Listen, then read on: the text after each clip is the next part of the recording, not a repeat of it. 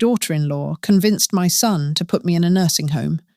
She said I was a burden, that I was ruining their marriage, that their kids didn't need an old woman taking up space in their house. My son agreed. After 40 years of sacrificing everything for him, he signed the papers and drove me away. I didn't fight it. I just went quietly. But what they didn't know was that I'd been planning something for the last 5 years, and when the lawyer called them 6 months later, everything changed. I moved into my son David's house 5 years ago, right after my husband Robert passed away. David insisted, said he couldn't bear the thought of me living alone, said his kids needed their grandmother around, said it would be good for everyone. For the first year, it was good. I helped with the children, made breakfast every morning, packed lunches, drove them to school. I cleaned the house, did laundry, cooked dinner most nights. I tried to be helpful without being in the way. Jennifer seemed fine with it at first. She'd smile and thank me for helping, but sometime during the second year, things started to change. Jennifer's smiles became tight and forced. She started making comments, little digs that seemed like jokes, but had sharp edges underneath. She'd say things like, "Oh, you cooked again. I was actually planning to make dinner tonight." She'd started calling me Mom, but it never sounded affectionate. It sounded like an obligation. By the third year, Jennifer stopped pretending to be nice. She complained about everything I did. If I cooked, the food was too heavy. If I cleaned, I did it wrong. If I helped the kids with homework, I was interfering. She complained to David constantly. I heard them sometimes at night when they thought I was asleep. She'd tell him I was undermining her parenting, that I made her feel like a guest in her own home. David would defend me at first, but gradually his defenses got weaker. I started spending more time in my room, coming out only for meals or when the kids specifically asked for me. I didn't want to cause problems, but it didn't matter. Jennifer's complaints continued. Emma and Thomas were my joy during those years. Emma would sneak into my room after school to tell me about her day. Thomas would bring me drawings he'd made. They didn't see me as a burden. They saw me as grandma. But Jennifer hated it. She said I was monopolizing the children's time. She signed them up for more after-school programs, anything to keep them busy and away from me. It happened on a Sunday evening in the fall of my 5th year there. I was in my room reading when I heard Jennifer's raised voice downstairs. I crept to my door and listened. Jennifer was telling David that she couldn't do this anymore, that she'd been patient for 5 years, but enough was enough, that his mother needed to go. David tried to calm her down, said I helped with the kids and the house, that I wasn't hurting anything. Jennifer's voice got colder. She said I was hurting her, that she felt like a guest in her own home, that their marriage was suffering because of me. She gave him an ultimatum, me or her. He needed to choose. Either I went to a nursing home or she would take the kids and leave. I stood there behind my door, barely breathing, waiting for David to defend me, waiting for him to tell her that was ridiculous, that I was his mother, that I'd sacrificed everything to raise him. But he didn't say any of that. Instead, after a long silence, he said, "Okay." They'd start looking at nursing homes the next week. My heart broke in that moment, completely shattered. My own son. The boy I'd carried for 9 months. The child I'd stayed up with through countless sick nights. The teenager I'd worked 2 jobs to send to college. He was choosing his wife over me. That night, I thought about my options. I thought about fighting, about refusing to go. But what would that accomplish? Jennifer would make everyone miserable. David would resent me. But then I thought about something else. Something I'd been planning quietly for the past 5 years. Something no one knew about. I got out of bed and went to my closet. In the back, Hidden in an old shoebox was an envelope from my lawyer. I'd updated my will 3 months ago, made some very specific changes. I opened the envelope and read through the documents again. A small smile crossed my face. If David wanted to send me away, fine, I'd go. But there would be consequences. Expensive consequences. The next week, David and Jennifer took me to visit 3 different nursing homes. All of them were cheap, basic. The kind of places you put someone when you want them taken care of, but don't want to spend much money. The third facility was the one they chose, Shady Pines Assisted Living. It was the cheapest of the 3. Small rooms, shared bathrooms, minimal staff. David asked me if I liked it. I looked at his face, saw the guilt he was trying to hide, saw how much he wanted me to say yes so he could stop feeling bad. So I said yes. I told him it seemed fine. The relief on his face made me sick. Jennifer was thrilled, started talking immediately about what they'd do with my room once I moved out. Maybe a home office for David, or a playroom for the kids. Emma came to my room while I was packing. She stood in the doorway with tears streaming down her face. She asked me why I was leaving. I told her it was time, that I was getting older and needed more help. She said she could help me, that she'd take care of me, that she didn't want me to go. I hugged her tight. She cried into my shoulder. I cried too. Thomas came in next. He didn't understand why I was leaving. He thought he'd done something wrong. I assured him he hadn't. He gave me his favourite toy, a small stuffed bear he'd had since he was a baby. He said I should take it so I wouldn't be lonely. I still have that bear. It sits on my nightstand every night. The nursing home was exactly what I expected. Small room, thin walls, uncomfortable bed. A single window that looked out onto the parking lot. The days were long and empty. Breakfast at 7, lunch at noon, dinner at 5. Activities in between that felt more like killing time than actually living. Bingo, television, puzzles with missing pieces. David and the kids came to visit the first week, then the second week. Then visits became every other week, then once a month, then every few months. Jennifer never came. She'd gotten what she wanted. But I was fine. I had a plan. And I was patient. 5 years earlier, when I first moved into David's house, I'd updated my will. Robert and I had saved carefully our whole lives. We'd accumulated quite a bit. Several $100,000 plus the house I'd sold. My original will left everything to David. He was my only child. It seemed natural. But over the 5 years I lived with him, I watched carefully.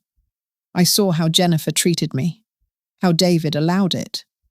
So I made a new will, with very specific conditions. The bulk of my estate would go to Emma and Thomas, but only if certain conditions were met. The money would be held in trust for them until they turned 25, and they'd only receive it if they could prove they'd maintained a relationship with me. The condition was simple. They had to visit me regularly, call me, write to me, show up for me the way family should show up. If those conditions weren't met, the money would go to charity, every penny.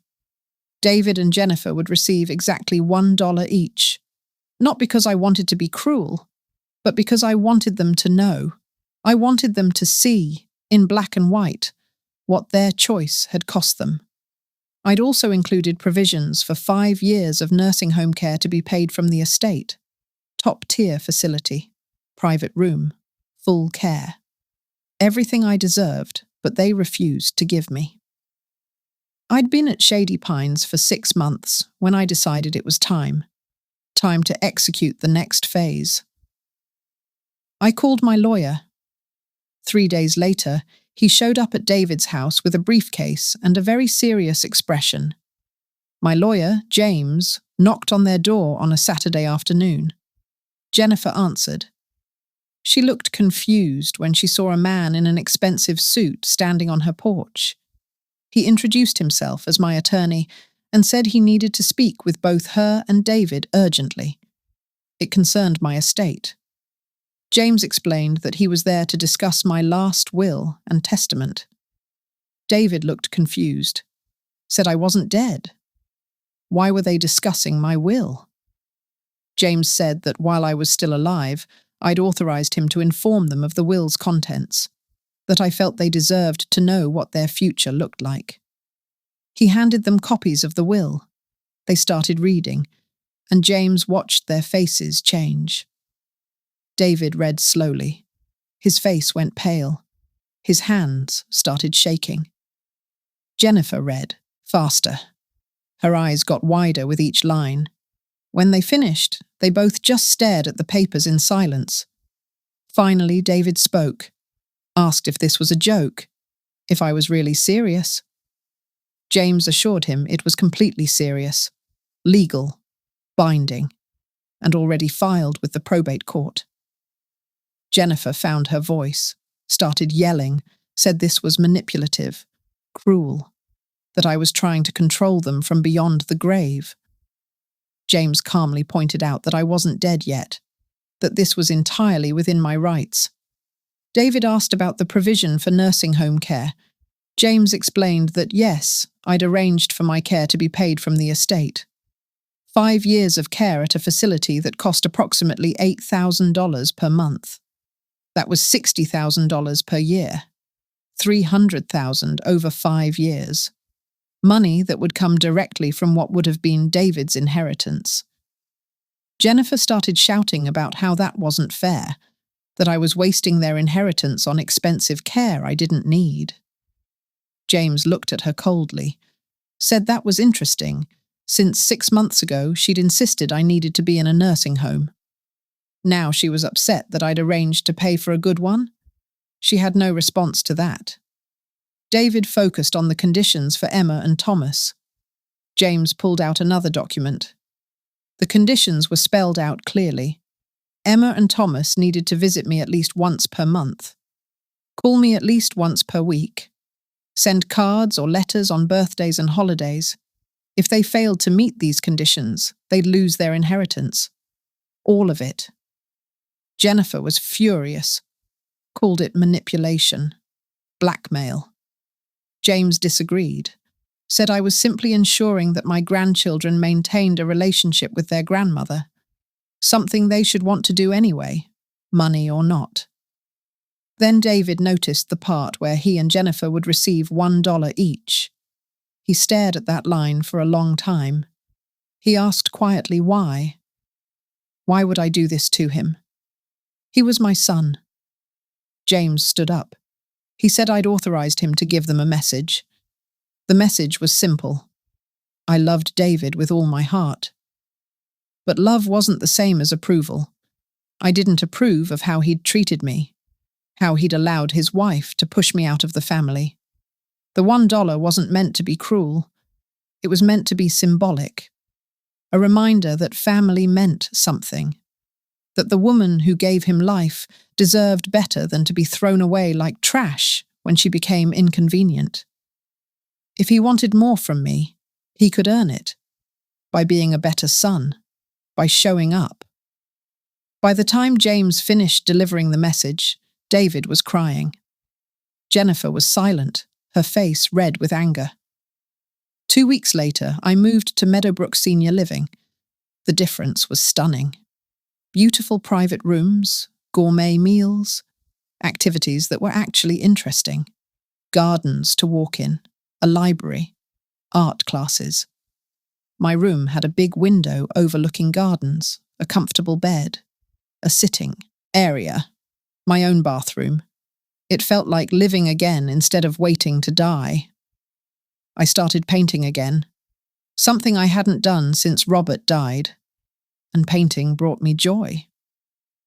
3 weeks after James's visit, Emma and Thomas showed up at Meadowbrook with David. He looked awful, like he hadn't slept. The kids ran to me and hugged me tight, said they missed me, that they wanted to visit every week. Could they please?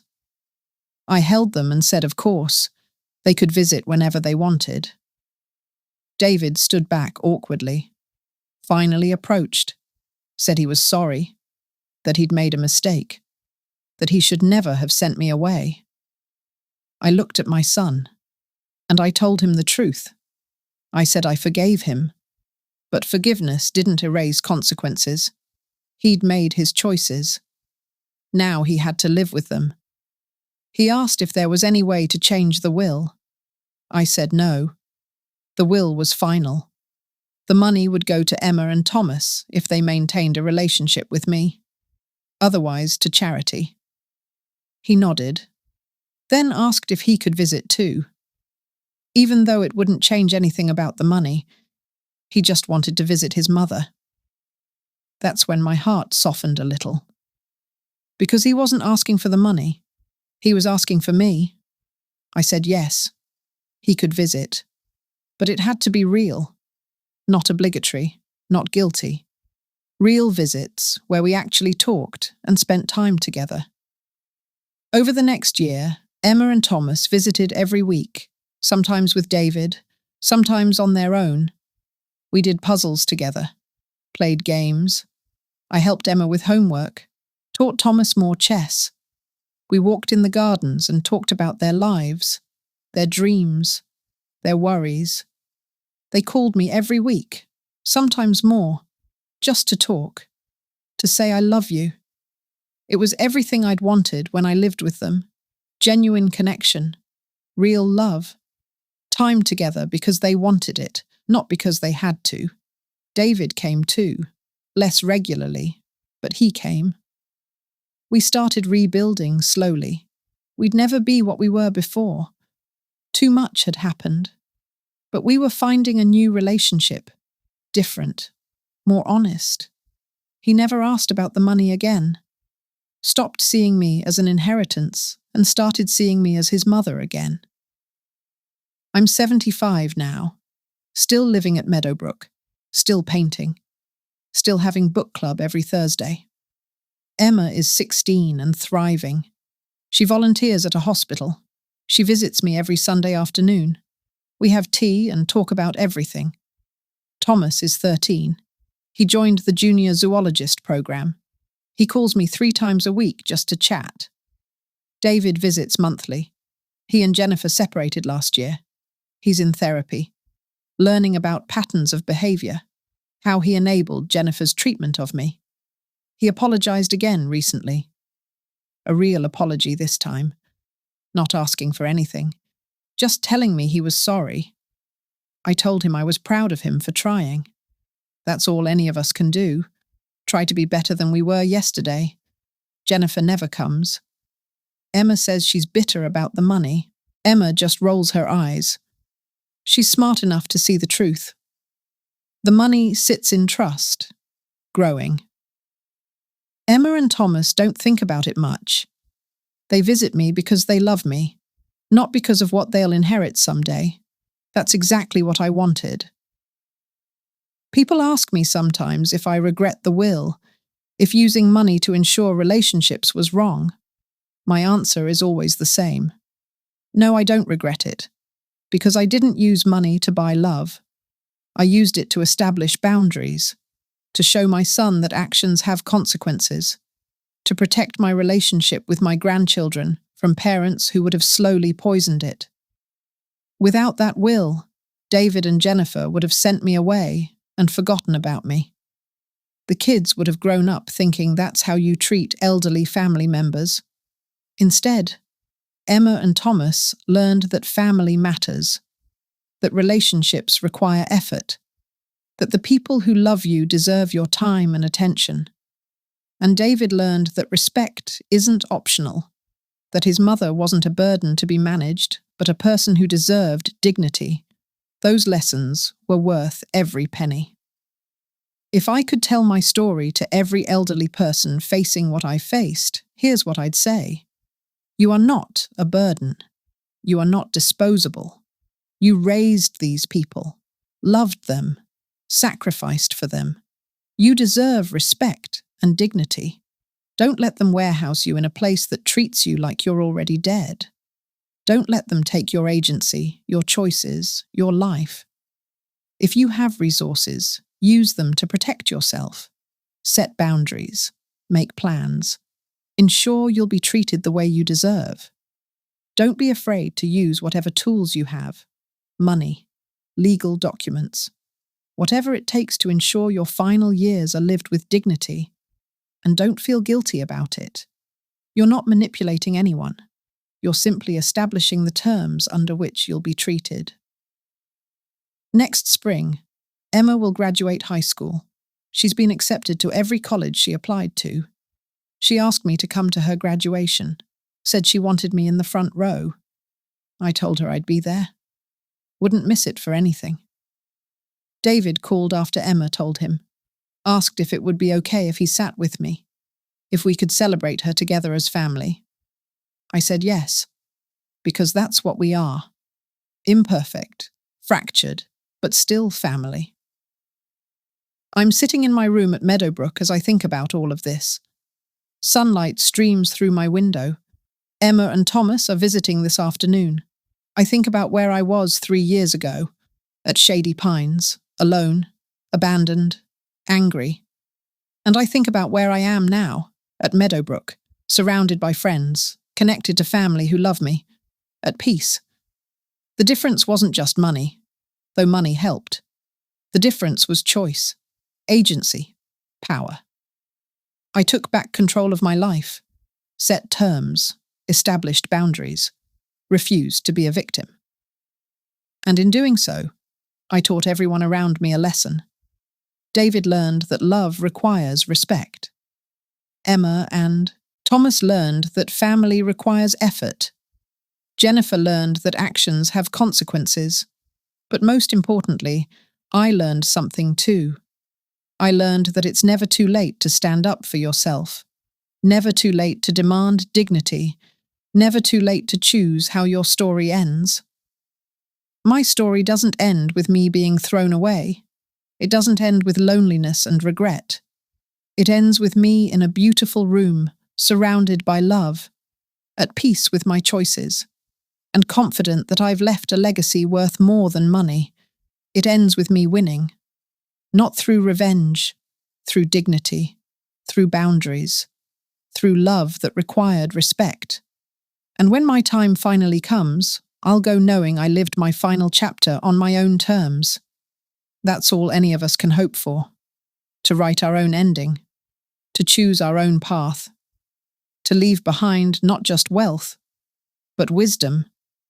I did that, and I have no regrets.